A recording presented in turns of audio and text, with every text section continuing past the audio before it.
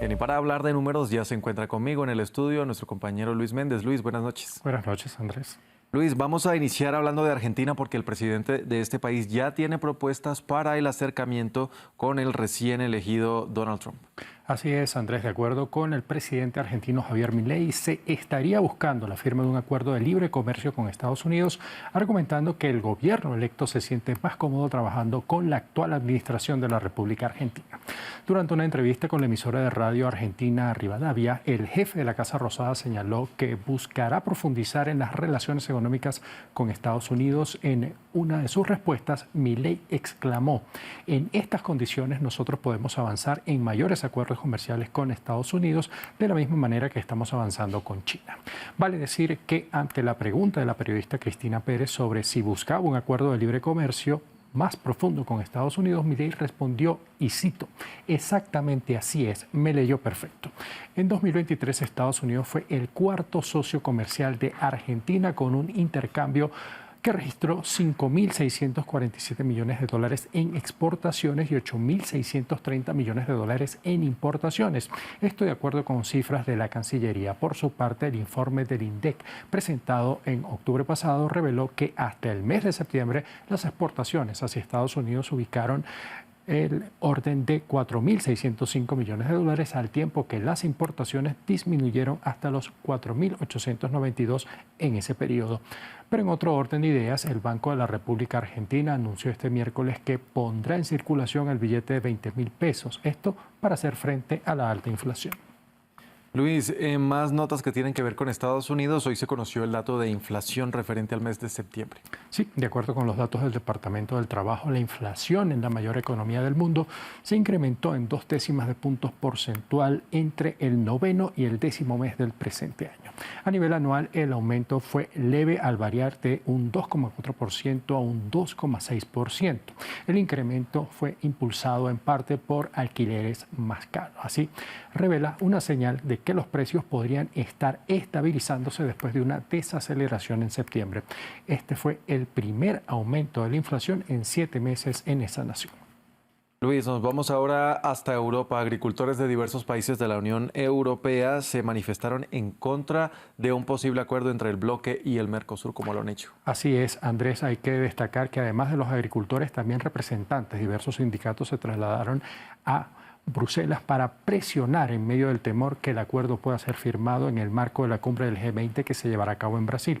Vale recordar que el bloque europeo y el Mercado Común del Sur llegaron a un principio de acuerdo en el año 2019, pero desde entonces algunas condiciones para cerrar el pacto no se han cumplido. Para los agricultores, una de las objeciones es que los productos no tendrán las mismas regulaciones.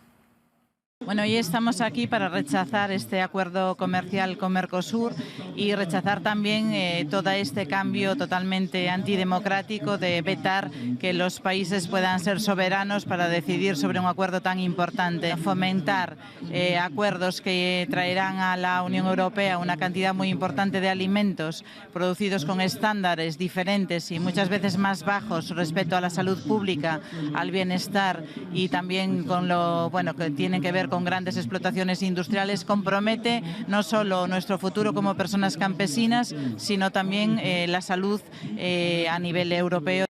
Pero en medio de estas protestas, el primer ministro francés, Michel Barnier, le informó a la presidenta de la Comisión Europea, Ursula von der Leyen, que el acuerdo en las condiciones actuales no es aceptable para su país. De acuerdo con Barnier, un acuerdo en las condiciones destruiría los sectores de la economía, no solo en Francia, sino en varios países de la Unión Europea.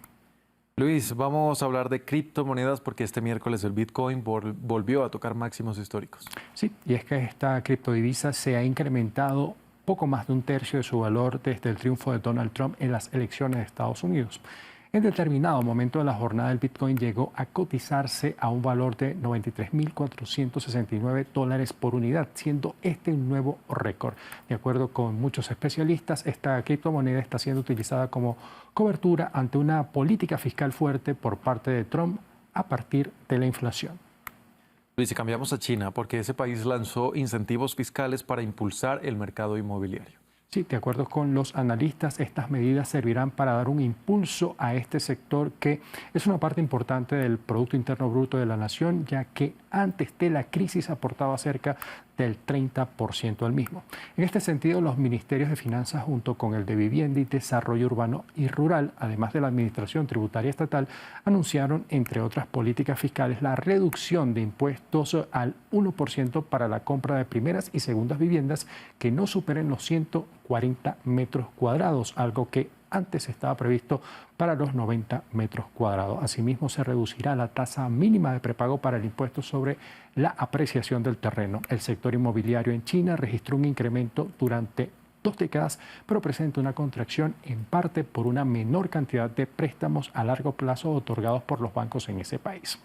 Pero esta situación de la economía china, que prevé un crecimiento de 5% para este año, de acuerdo con cifras del gobierno, impactó el denominado Día del Soltero, el cual no recaudó lo esperado en esa nación y obligó a las marcas de comercio electrónico a buscar crecimiento en el extranjero.